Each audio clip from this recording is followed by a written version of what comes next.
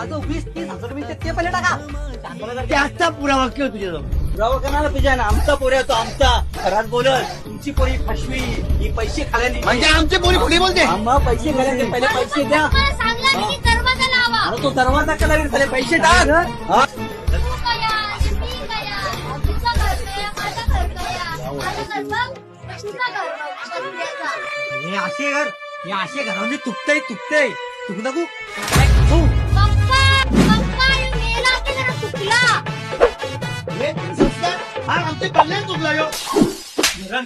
करताय